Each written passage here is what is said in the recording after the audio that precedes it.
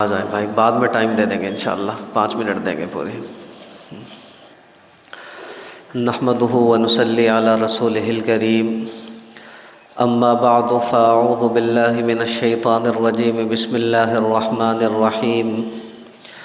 اقترب للناس حسابهم وهم فی غفلۃ معرضون، وقال النبی صلی اللہ علیہ وسلم بلغوا عنی ولو آیہ۔ آمنت باللہ صدق اللہ مولانا العظیم وصدق رسولہ النبی الکریم، ونحن علی ذلک من الشاہدین والشاکرین، والحمد للہ رب العالمین۔ میرے محترم بزرگوں، بھائیوں اور دوستوں، ابھی کچھ ہفتوں پہلے ایک بیان میں نے آپ کے سامنے کیا تھا، جس میں نے یہ بات آپ کے سامنے رکھی تھی کہ اپنے اکابر سے سیکھی گئی کچھ باتیں بطور نصیحت کے آپ کی خدمت میں رکھوں گا۔ اسی بیان کو مزید آگے بڑھاتے ہوئے آج بھی دیکھیں میں اپنے اکابر سے سیکھی گئی مزید باتیں آپ کی خدمت میں رکھوں گا۔ بس آپ اللہ رب العزت سے دعا فرما دیں کہ صحیح صحیح باتیں میری زبان سے کہلوا دے، اور ہم سبھی کے لیے ان باتوں کو کارآمد اور نفع بخش بنا دے۔ دیکھیں میرے عزیز بھائیوں، اس دن کو یاد کریں جب قیامت کا دن ہوگا۔ ہر شخص کو اللہ رب العزت کے حضور پیش ہونا ہوگا۔ قرآن مقدس کے اندر اللہ رب العزت کا فرمان ہے کل امرئ بما کسب رہین، کہ ہر بندہ اپنے اپنے اعمال کے بدلے میں رہن اور گروی رکھا گیا ہے، یعنی ہر بندے کو اللہ رب العزت کے دربار میں اپنے ایک ایک عمل کا حساب دینا ہوگا۔ لیکن سچی بات یہی ہے کہ آج ہمیں اس دن کی فکر نہیں، بس ہم تو دوسروں کے پیچھے پڑے رہتے ہیں۔ آج ہمارا حال یہ ہے کہ ہماری نگاہیں اوپر کو ہوتی ہیں، گردن تنی ہوتی ہے، اور سامنے والے بندے کے چہرے کو ہم لوگ دیکھ رہے ہوتے ہیں کہ اس سامنے والے بندے کے اندر کتنی خرابیاں موجود ہیں، کتنی خامیاں موجود ہیں، اور ہم اپنے من کے اندر، اپنے دل کے اندر جھانک کر دیکھنے کی کوشش ہی نہیں کرتے کہ ہمارے خود کے اندر بھی کتنی خرابیاں موجود ہیں۔ اسی لیے یاد رکھیں، علماء کرام نے لکھا ہے کہ انسان کے فکر کی جو گندگی ہوتی ہے وہ ہمیشہ ذکر کی کثرت سے دور ہوتی ہے۔ آپ اللہ رب العزت کو کثرت کے ساتھ یاد کریں، اس کا ذکر کریں، پھر سمجھیں کہ انشاءاللہ ثم انشاءاللہ ہمارے جو فکر ہے، ہماری جو سوچ ہے، اس کی جو گندگی ہے اس کو اللہ رب العزت دور فرما دیں گے۔ آسان لفظوں میں سمجھیں کہ جو لوگ شیطانی وساوس کا شکار ہوں، ذہنی الجھنوں کا شکار ہوں، یا پریشانیوں کے اندر مبتلا ہوں، ان کو پتہ ہونا چاہیے کہ ان تمام پریشانیوں کا حل، ان تمام دقتوں کا حل اللہ رب العزت کی یاد کے اندر موجود ہے۔ اللہ رب العزت قرآن مقدس کے اندر ارشاد فرماتے ہیں الا بذکر اللہ تطمئن القلوب، کہ جان لو دلوں کا جو سکون ہے، دلوں کا جو اطمینان ہے وہ اللہ رب العزت کی یاد کے ساتھ وابستہ ہے۔ آپ ذرا توجہ دیں، انشاءاللہ ثم انشاءاللہ بات کا سمجھنا بڑا آسان ہوگا۔ دیکھیں حدیث شریف کے اندر آتا ہے، نبی کریم سرور دو عالم صلی اللہ علیہ وسلم ارشاد فرماتے ہیں، آپ نے فرمایا کہ جب کوئی پرندہ اللہ رب العزت کی یاد سے غافل ہوتا ہے تو شکاری اس پرندے کو شکار کر لیتا ہے، شکاری اس پرندے کو اپنا نشانہ بنا لیتا ہے، یہاں ہمیں ایک نکتہ ملتا ہے، ایک علمی نکتہ۔ وہ علمی نکتہ یہ ہے کہ اگر پرندہ اللہ رب العزت کی یاد سے غافل ہوتا ہے تو اسے شکاری کے ہاتھوں میں پہنچا دیا جاتا ہے۔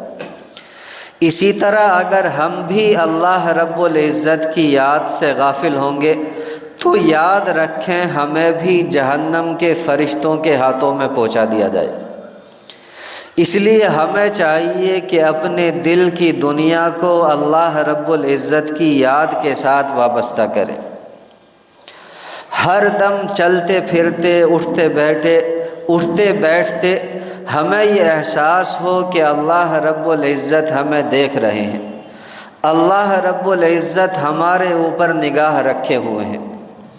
اور ہمیں چاہیے کہ اپنی روزانہ کی گفتگو میں، روزانہ کی بات چیت میں ایسے جملے استعمال کریں، ایسے الفاظ استعمال کریں جن کے ذریعے سے دلوں کے اندر اللہ رب العزت کی یاد پیدا ہوتی۔ مثال کے طور پر دیکھیں، اپنا ہر کام شروع کرنے سے پہلے بسم اللہ الرحمن الرحیم پڑھنے کی عادت بنا لیں۔ اس کا ترجمہ تقریباً ہم میں سے ہر ایک کو یاد ہے۔ اس کا ترجمہ یہ ہے کہ شروع کرتا ہوں میں اللہ رب العزت کے نام سے، جو بڑا مہربان بھی ہے اور انتہائی رحم کرنے والی ذات بھی ہے۔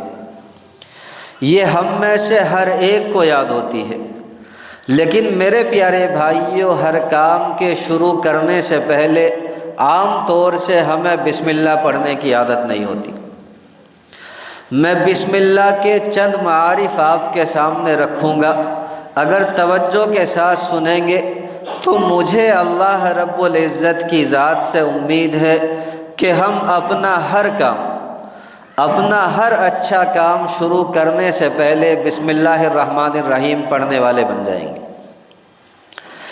دیکھیں، حدیث مبارکہ کے اندر آتا ہے، نبی اکرم صلی اللہ علیہ وسلم ارشاد فرماتے ہیں، آپ نے فرمایا کہ اگر کوئی بندہ اپنے کپڑے بدلنا چاہے، یعنی جو کپڑے بدن پر موجود ہیں انہیں اتار کر دوسرا لباس پہننا چاہے، دوسرے کپڑے پہننا چاہے، تو اگر وہ بسم اللہ پڑھ لے تو یہ بسم اللہ کا پڑھنا اس کے اور فرشتوں کے اور جنات کے درمیان میں ایک آڑ بنا دیتا۔ اب یہاں دیکھیں، ہمیں ایک نکتہ ملا۔ وہ نکتہ یہ ملا کہ اگر بسم اللہ کا پڑھنا جنات اور فرشتوں کے درمیان میں ایک آڑ بنا دیتا ہے، تو اگر ہم زندگی کے ہر کام میں، اپنی زندگی کا ہر اچھا کام شروع کرنے سے پہلے بسم اللہ کے پڑھنے والے بنیں گے تو یقین جانیں میرے پیارے بھائیوں، اللہ رب العزت ہمارے اور جہنم کے فرشتوں کے درمیان میں ایک آڑ بنا دیں گے اور ہماری جہنم کے فرشتوں سے حفاظت ہو جائے گی۔ اس لیے میں نے کہا کہ ہر کام شروع کرنے سے پہلے بسم اللہ الرحمن الرحیم پڑھنے کی عادت ڈالیں۔ اسی طرح دیکھیں، علماء کرام نے لکھا ہے کہ یہ جو بسم اللہ الرحمن الرحیم ہے، اس کے اندر ٹوٹل 19 حروف ہوتے ہیں۔ کتنے حروف ہوتے ہیں؟ 19 حروف۔ اور جہنم کے اوپر جو نگراں فرشتے ہیں وہ بھی میرے پیارے بھائیوں 19 ہی ہیں، جنہیں جہنم کا داروغہ کہا جاتا ہے۔ آسان لفظوں میں یوں سمجھیں کہ بسم اللہ الرحمن الرحیم کے حروف بھی 19 اور جہنم کے نگراں فرشتے بھی 19۔ جو بندہ بسم اللہ الرحمن الرحیم پڑھنے کا عادی ہوگا، اپنے ہر کام سے پہلے بسم اللہ پڑھتا ہوگا، یوں سمجھ لیجئے کہ بسم اللہ کا ہر حرف اس کے لیے جہنم کے ہر فرشتے سے حفاظت کا ذریعہ بن جائے گا۔ بس اللہ رب العزت ہماری یہ عادت بنا دے کہ ہم بسم اللہ الرحمن الرحیم سے ہر کام کے شروع کرنے والے اور ہر کام کی ابتدا کرنے والے بن جائیں۔ اسی طرح دیکھیں، علماء کرام نے لکھا ہے کہ بسم اللہ الرحمن الرحیم کے اندر ٹوٹل جو الفاظ ہیں وہ میرے پیارے بھائیوں 4 ہیں، ایک بسم، دوسرے اللہ، تیسرے الرحمن اور چوتھے الرحیم۔ اور دیکھیں عام طور سے جو گناہ ہوا کرتے ہیں وہ بھی 4 ہی طریقے کے ہوا کرتے ہیں، یعنی بندہ جو گناہ کرتا ہے وہ یا تو کھلم کھلا کرتا ہے اور یا میرے پیارے بھائیوں چھپ کر کے کرتا ہے، یا بندہ گناہ دن میں کرتا ہے اور یا بندہ گناہ رات میں کرتا ہے۔ تو جو بندہ بسم اللہ الرحمن الرحیم کے پڑھنے کا عادی ہوگا، اپنے ہر اچھے کام سے پہلے بسم اللہ الرحمن الرحیم پڑھتا ہوگا، اللہ رب العزت اس کو ہر طریقے کے گناہوں سے محفوظ فرما لیں گے۔ اسی طرح دیکھیں یہ جو بسم اللہ الرحمن الرحیم ہے، اس کے اندر اللہ رب العزت نے اپنے 3 نام استعمال فرمائے، ایک اللہ، دوسرے الرحمن اور تیسرے الرحیم۔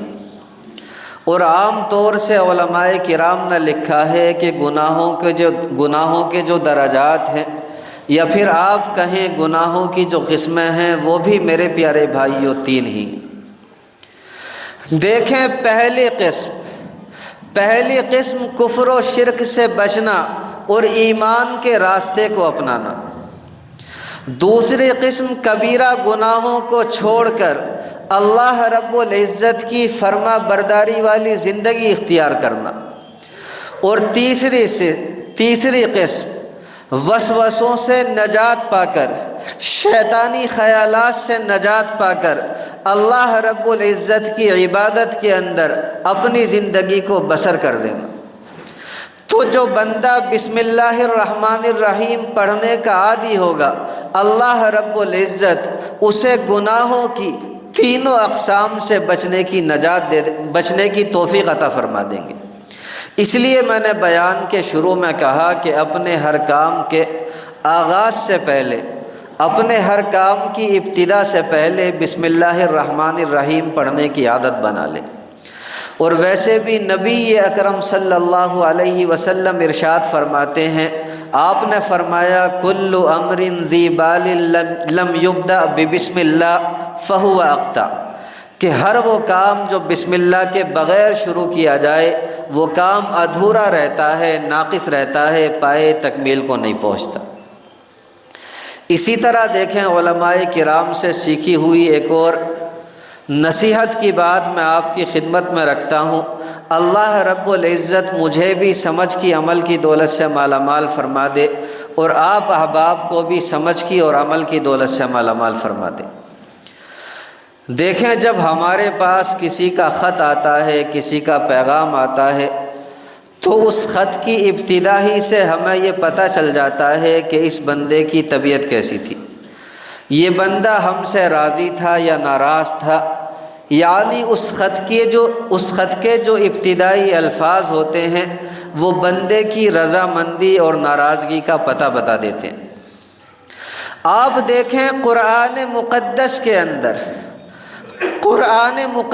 کے اندر بالکل شروع میں بسم اللہ الرحمن الرحیم لکھا ہوا ہے۔ آپ دیکھیں قرآن مقدس کا جو آغاز ہے وہ بسم اللہ الرحمن الرحیم سے ہو رہا ہے، تو یہ بسم اللہ الرحمن الرحیم والے الفاظ، یہ بسم اللہ الرحمن الرحیم والی آیت ہمیں یہ بتا رہی ہے اور ہمیں یہ اشارہ دے رہی ہے کہ ہمارا جو رب ہے وہ ہم سے راضی ہے، اللہ رب العزت ہم سے راضی ہے۔ ورنہ یاد رکھیں اللہ رب العزت یہ بھی فرما سکتے تھے کہ بسم اللہ الواحد القہار، کہ شروع اس اللہ کے نام سے جو اکیلا ہے اور بڑے ہی قہر والا ہے، یعنی اللہ رب العزت اپنے قہار ہونے اور اپنے جبار ہونے والے الفاظ بھی استعمال فرما سکتے تھے، لیکن اللہ رب العزت نے ان الفاظ کو استعمال نہیں کیا۔ اگر کیا تو ان صفاتی ناموں کو استعمال فرمایا جو اللہ رب العزت کی رحمت کی دلیل ہیں، اور وہ ہیں الرحمن اور الرحیم۔ یہ ہمیں بتا رہے ہیں کہ اللہ رب العزت کا ارادہ ہمارے بارے میں میرے پیارے بھائیوں خیر کا ہے۔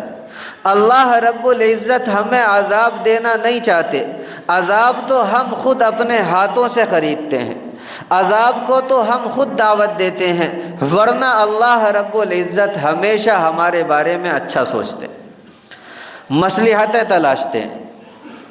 اسی بات کو سمجھانے کے لیے دیکھیں میں ایک بات آپ کے سامنے رکھتا ہوں، انشاءاللہ ثم انشاءاللہ بات کا سمجھنا ہمارے لیے اور بھی آسان ہوگا۔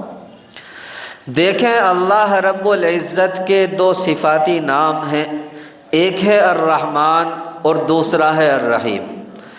دونوں کی جو بنیاد ہے اور دونوں کا جو ماخذ ہے وہ میرے پیارے بھائیوں ایک ہی ہے، اور وہ ہے رحمت۔